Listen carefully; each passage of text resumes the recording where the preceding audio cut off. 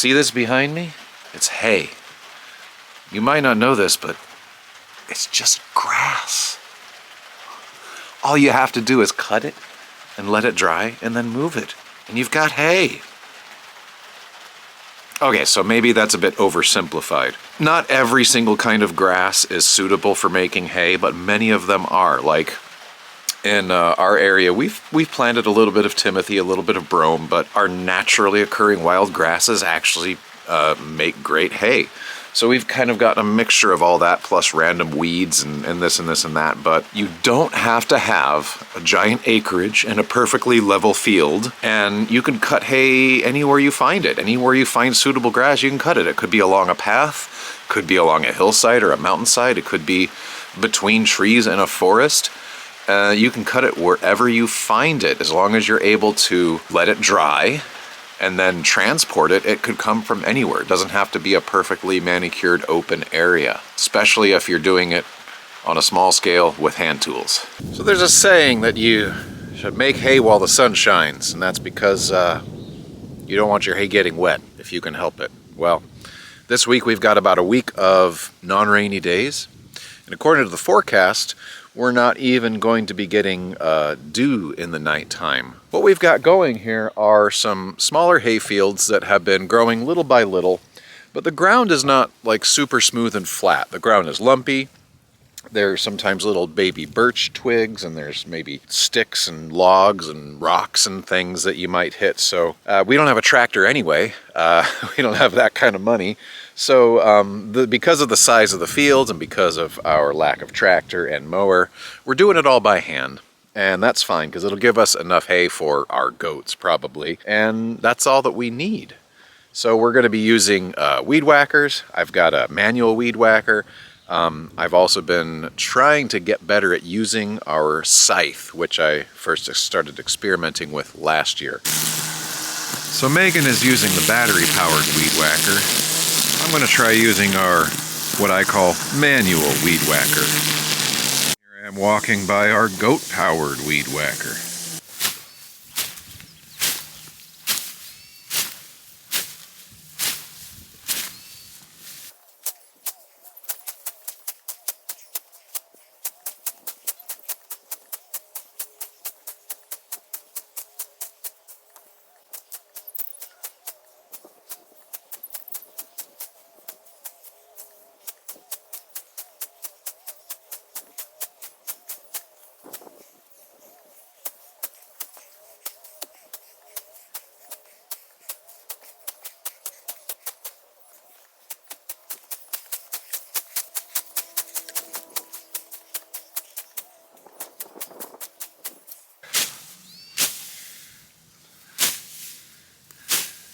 So as I'm working on this area, cutting some things, and there's some weeds in there, like there's some Sitka burnet, there's a little baby birch, no, that's a little willow there, and there's a little willow here, some willows coming up there, and our goats will love that stuff, but little woody stuff like that is not ideal when you're cutting with a scythe, unless you have a specific kind for brush cutting. It'll also take a lot of your string off of your weed whacker, but it's no match for this. Let's set that down and have a go at this willow.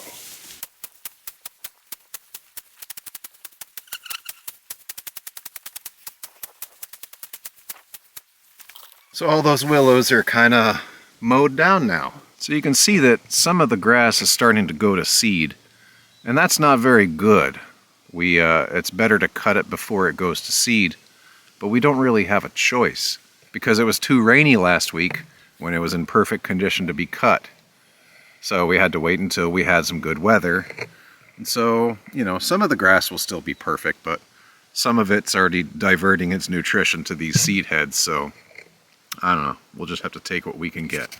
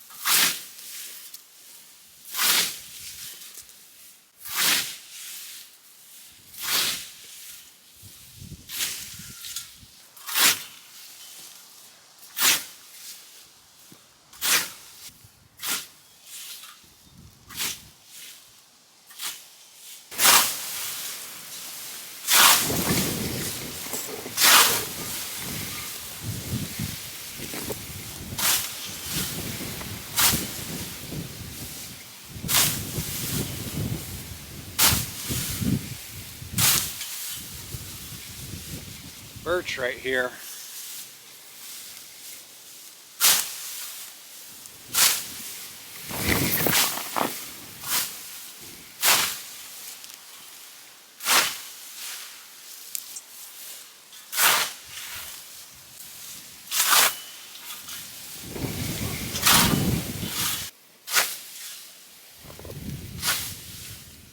A little bit too tall here.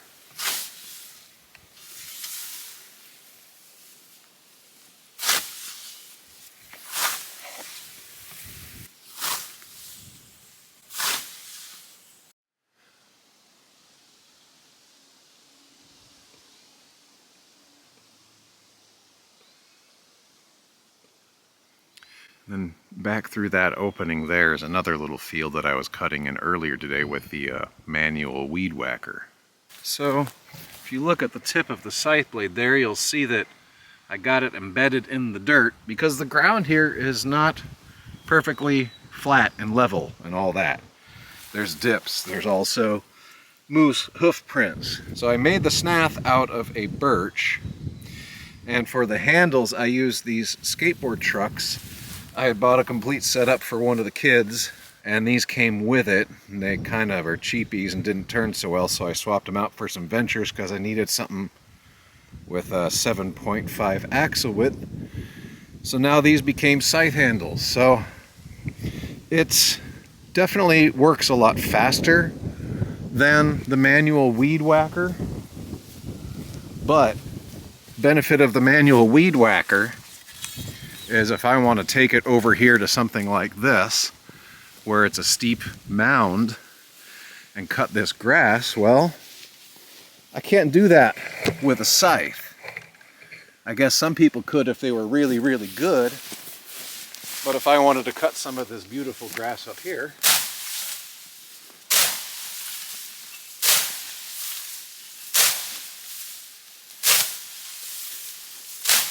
I can do it wherever.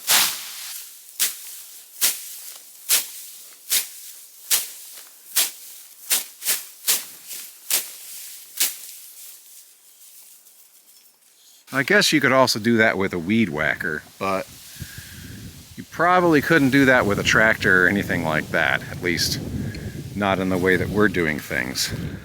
So my scythe technique still leaves a lot to be desired. I haven't done it very much, and I find that I'm like sidestepping a lot, but I'm kind of afraid to do it the proper way because I keep digging the point in because of how uneven the ground is. So it'll just take some more practice.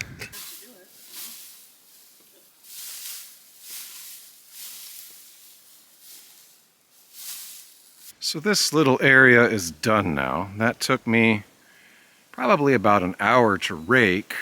Now that it's in sort of nice, neat rows, it makes it easier to see kind of what the ground is like, how uneven it is, and how there's, oh, I just stepped in a hole there, like, boop. How there's just sticks and old stump pieces in areas like this, sorry, my shadow's on it, that are kind of like hummocks or tussocks. There's a stick sticking up there. There's rocks here and there. So it's not the kind of ground that we can just run a mower over. There's some rocks and things in there. Yeah, it's not the kind of ground that you can just run a mower over. And a lot of people who do hay are doing it on farmland that's been established for generations and has been cleared of rocks and sticks and stumps and things. And oops, I better throw this one out in the bushes. And, you know, and you've got your equipment and your implements, and you can just kind of do it up, and you can use your baler, and that all works nicely. But we haven't had the time or the money to do that with our land. So this is the way we're doing it. And I'm okay with that for now. We've been watching videos on YouTube of people who do hay by hand, like in the Alps or in the Carpathians. And you notice when you watch those videos, they never even bale it. They just put it on hay wagons and stuff it in a giant barn. But they also just cut whatever's there. They don't go out and seed a field with a specific kind of hay. They don't care that there are random wildflowers thrown in with it, or that there are weeds growing along with it. They just cut whatever grass is there, they rake it up, they turn it, gets dry to the right point, and then they just stuff it in their barn. Now we've been doing hay like this for a few years. Initially we just stuffed it in a barn and used it for animal bedding. And then last year we started baling it with our small hand baler that makes square bales. And we're going to do that again this year because we don't have a good place to store our hay at the moment. So we're going to do a little bit here, a little bit there. Having it in bales will make it easier to transport. So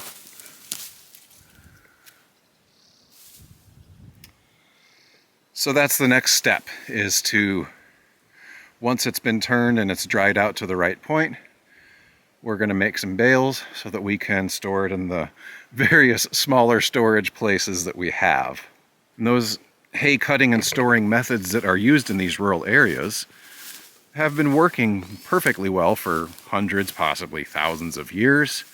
And that's kind of something that's important to remember, because I think a lot of people get very particular about the way things are done, when what they're really expressing is an idea that's been sold to them by agribusiness, that you've got to do it our way, using our seed and our implements and our pesticides. And those seeds these days are often going to be something GMO that is designed to withstand those patented pesticides, or herbicides I should say. So we try to not be too particular. We try to keep things old school.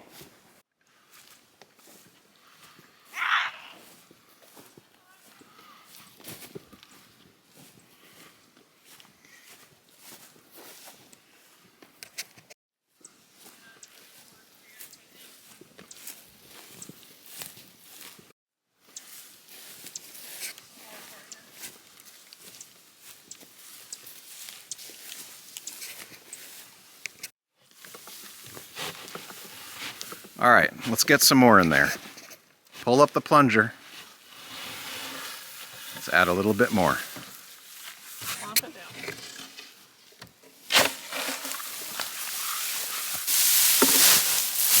You want to try to push this? You want me to push it? I'll push it. Get it started. I'll finish it up. Here, you hold this. You can see it on the screen, okay? I'll finish it up.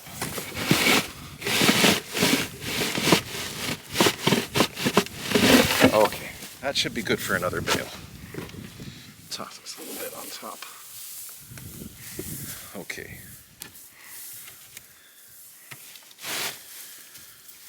This orange twine is just barely long enough.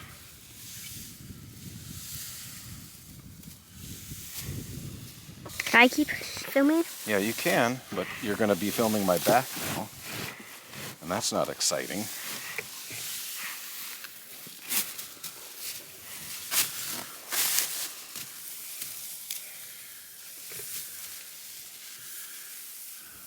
All right.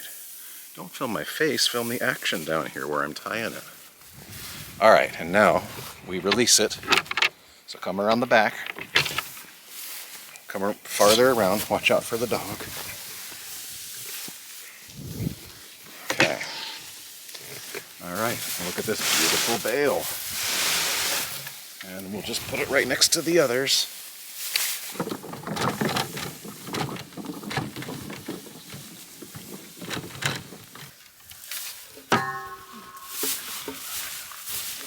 Okay. This is not on very level ground. Okay, we lost. Step back.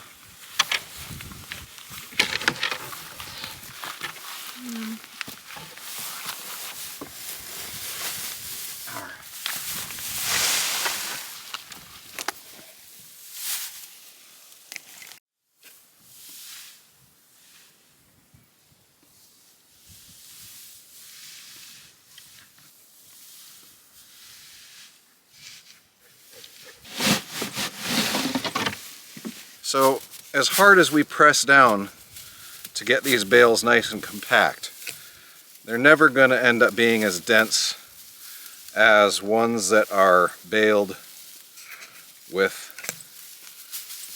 industrial size implements. But they end up being manageable.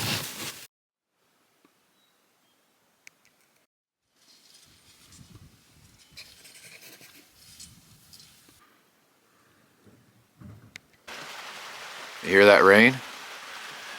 We managed to get all the hay in before the rain came. Of course, you do want to keep certain kinds of weeds out of your hay, and we do check for those, but basically every kind of hay you're going to find is going to have some weeds. Whether we're talking our home cut hay here or commercial hay we've bought, there's going to be weeds in all of it. Unless you're buying from somebody who's spraying their hay with Roundup or something, in which case you probably don't want to be feeding that to your animals anyway. Or maybe you do, I don't know, but not us.